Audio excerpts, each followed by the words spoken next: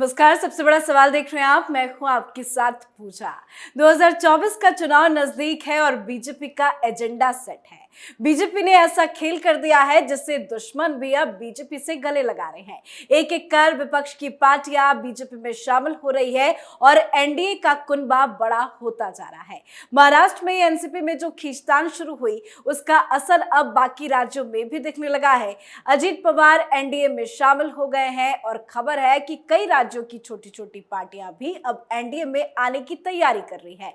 Modi cabinet में चिराग पासवान की entry की खबरें हैं, तो वहीं उत्तर प्रदेश में राष्ट्रीय लोकदल यानी जयंत चौधरी भी एनडीए में शामिल हो सकते हैं। तो वहीं जीतन राम मांझी की पार्टी हम तो पहले से ही एनडीए में आ चुकी है। तो सवाल यह है कि वो कौन कौन सी पार्टियां हैं जो जल्द एनडीए में शामिल होगी। आज इसी पे चर्चा करेंगे। बातचीत के लिए मेरे साथ स्टूडियो में मौजूद है कैपिटल टीवी के editor in chief doctor Manish Kumar. Doctor साहब, बहुत बहुत स्वागत है आपका। धन्यवाद। वो कौन कौन सी पार्टियां हैं जो एनडीए में शामिल हो रही है? देखिए, वो सारी पार्टियां जिनके नेताओं को लगेगा कि उनकी नैया डूबने वाली है, वो सब प्रधानमंत्री मोदी के पीछे खड़े हो जाएंगे। बहुत सारे लोग लाइन में हैं जिनको बीजेपी ने रेड सिग्नल दिखा रखा है कि अभी आप नहीं, एक एक करके सारा चीज होगा। ये क्यों होता है? वो इसलिए होता है कि जो राजनीतिक दल के जो लीडर्स होते हैं वो बहुत बड़े मौसम वैज्ञानिक होते हैं। राजनीति का खेल ही सत्ता पाने का वो पूरा तंत्र है। कोई समाज सेवा, कोई दलितों को उत्थान के लिए, तो मुसलमानों को उत्थान के लिए राजनीति में नहीं आया है। राजनीति का पहला कर्तव्य यही है। जैसे बिजनेसमैन है, वो बिजनेस करेगा और मुफ्त में गरीबों को बांटना शुरू कर देगा तो बिजनेस चल पाएगा? उसका नहीं। उसका ड्यूटी ही है कि वो मुनाफा कमाए। अब राजनीतिक दलों के सामने भी यही उनका कर्तव्य यही है कि भाई वो एग्जिस्ट करते हैं सत्ता में हिस्सेदारी के लिए। तो जब भी कभी भी इलेक्शंस होते हैं, आप 2019 का देख लीजिए, 2014 का देख लीजिए, 2009 का भी दे, 2004 का भी चुनाव देख लीजिए, जब अटल बिहारी वाजपेयी की सरकार थी लेकिन फिर भी लोग कांग्रेस पार्टी में जा रहे थे। क्यों? उस समय यूपीए के साथ कितनी सारी पार्टियां आ गई। कारण, हर छोटी पार्टी जिसको मालूम है कि उसकी सरकार तो केंद्र में बनेगी नहीं, लेकिन इतना जरूर कर दे कि एक दो मंत्री मिल जाए, सत्ता में कुछ हिस्सेदारी मिल जाए, तो जिसका जितना बड़ा साइज उसकी आकांक्षाएं, महत्वाकांक्षाएं उतनी। तो ये अपने आप में एक थर्मामीटर है। बहुत ज्यादा जिसको कहते हैं कि परसेप्शन बनाने की कोशिश की गई। अभी एक महीने पहले क्या चल रहा था कि सारी विपक्षी पार्टियां एक साथ आ रही हैं, मोदी को हटाना है, सारे लोग इकट्ठा हो रहे हैं। और अगर ये मोमेंटम जारी रहता तो क्या होता? तो लोगों को लगता कि वाकई मोदी सरकार हारने वाली है। तो बहुत सारे वोट जो है उधर। तो हुआ क्या कि अब जब कांग्रेस पार्टी ने ये विपक्षी एकता, नीतीश कुमार, ये सारी चीजें, इसका टाइम था अक्टूबर नवंबर, लेकिन चूंकि विपक्षी एकता के नाम पे मोमेंटम आपने तेज कर दिया तो जवाबी कार्रवाई तो होगी, जवाबी कार्रवाई होगी। और मैं आपको बता दूं, ये जो कांग्रेस पार्टी की तरफ से, नीतीश कुमार की तरफ से ये जो हड़बड़ाहट दिखाई गई, उसका फायदा, जो कहते हैं कि पॉलिटिक्स में टाइमिंग बहुत इंपॉर्टेंट है। यही विपक्षी एकता का ये बवाल अगर अक्टूबर नवंबर में होता तो प्रधानमंत्री मोदी के पास बहुत ऑप्शंस लिमिटेड हो जाते। वो लिमिटेड क्यों हो जाते? तब जो कल रात में मीटिंग हो रही है या फिर जो चर्चा हो रही है कि कैबिनेट में फेर बदलाव होने वाला है, अभी तो लगभग 1 साल तक का टाइम है। आपने मोमेंटम को तेज कर दिया तो ये भारतीय जनता पार्टी, प्रधानमंत्री मोदी, अमित शाह ने तुरंत अपना गियर बदला। इमीडिएटली उनको भी यह तय करना पड़ा कि बड़े से बड़े नेता हो या पार्टियां हो कैसे हमारा कुनबा बड़ा हो, कैसे हमारा गठबंधन विपक्ष के गठबंधन से बढ़, क्योंकि ये परसेप्शन का खेल है। वोट मिलना प्रधानमंत्री मोदी के नाम से ही है, और जब ये समझ में आ रहा है अलग अलग छोटी छोटी पार्टियों की कि प्रधानमंत्री मोदी भी अलायंस पार्टनर ढूंढ रहे हैं, लाइन लग गई। अब देखिए, पार्टी छोड़ के चले गए थे चिराग पासवान, पार्टी भी टूट गई, चाचा जी आ गए एनडीए में, बेटा जो है वो, भतीजा जो है वो अलग था। अब चिराग पासवान वो एनडीए के फोल्ड में आ रहे हैं प्रधानमंत्री मोदी के साथ। बिहार में अच्छा खासा उनका दबदबा है। पिछली बार बहुत नुकसान नीतीश कुमार को अकेले चिराग पासवान ने किया था, तो चिराग पासवान जो है वो एनडीए में आ रहे हैं। बड़ी खबर आ रही है उत्तर प्रदेश से, जिनका आपने नाम लिया, जयंत चौधरी।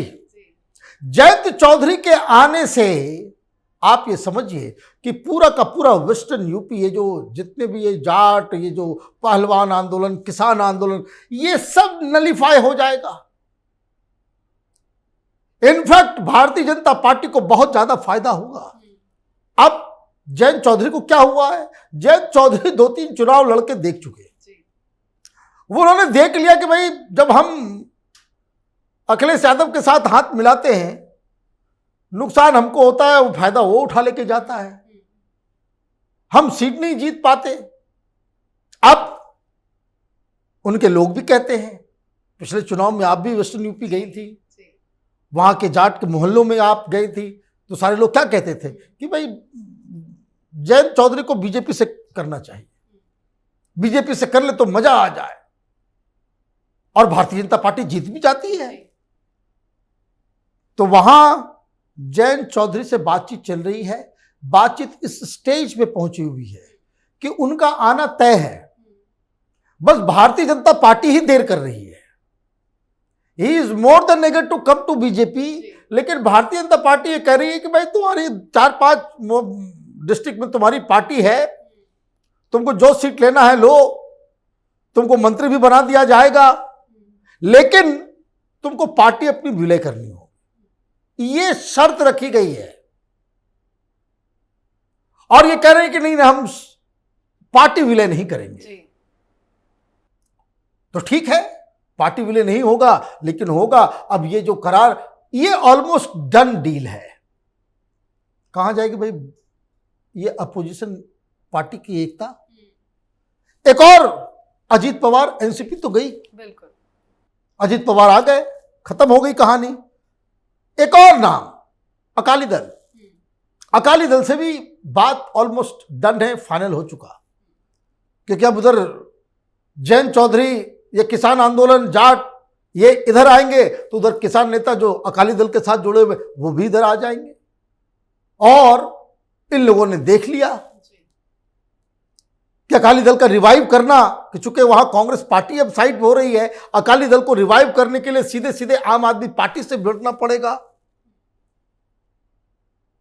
बीजेपी का भी वोट है, उतना ज्यादा जीतने लायक वोट नहीं है, लेकिन अगर अकाली दल और भारतीय जनता पार्टी मिलकर चुनाव लड़ती है तो उसका फायदा सीटों में तब्दील होता हुआ दिखेगा।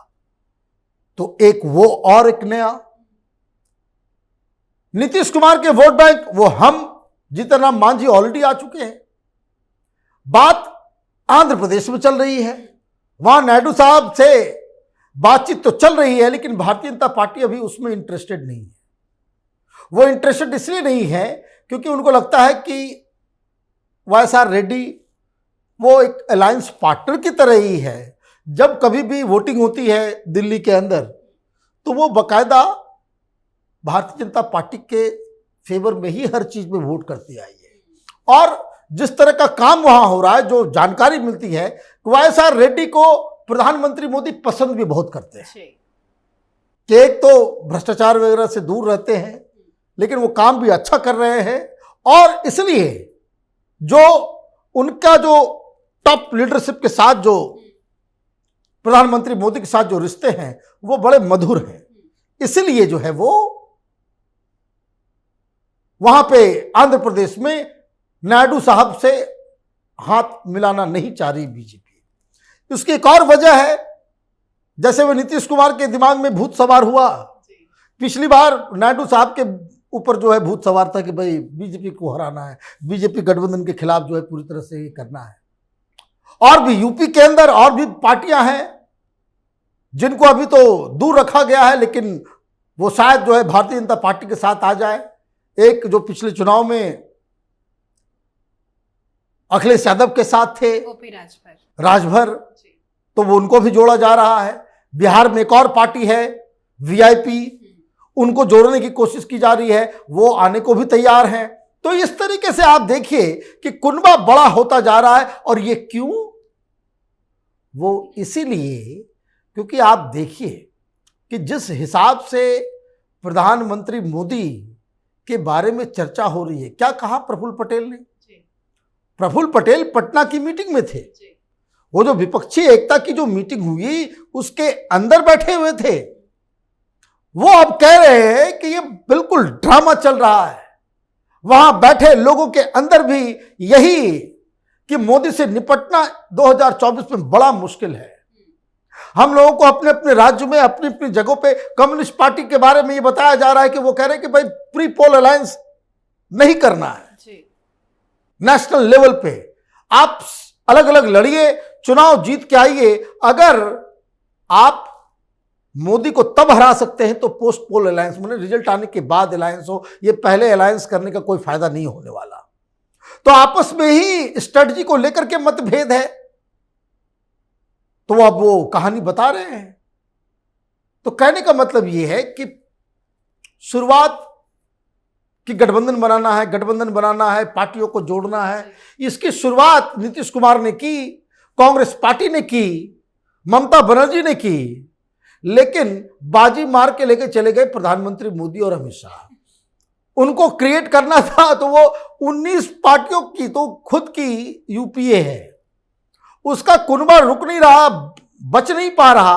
और जैसा मैंने कहा कि सत्ता में हिस्सेदारी सारी पार्टियों को चाहिए, विचारधारा वगैरह तो अपनी जगह पे है, उसका कोई ज्यादा महत्व नहीं होता है। जब इलेक्शंस के समय आते हैं तो जो लोगों को लगता है कि वे प्रधानमंत्री मोदी जीत रहे हैं, तो ये कुनबा धीरे धीरे बड़ा होता जा रहा है। और विपक्षी एकता का गाना गाने वाले लोग, उनकी संख्या कम होती चली जा रही है, विपक्ष और कमजोर होता जा रहा है, और सत्ता पक्ष प्रधानमंत्री मोदी और भारतीय जनता पार्टी और भी मजबूत होती जा रही है। बहुत बहुत धन्यवाद बातचीत के लिए। धन्यवाद। तो 2024 चुनाव के पहले एनडीए का कुनबा काफी बड़ा होता नजर आ रहा है और ऐसे में बीजेपी की जीत पक्की मानी जा रही है।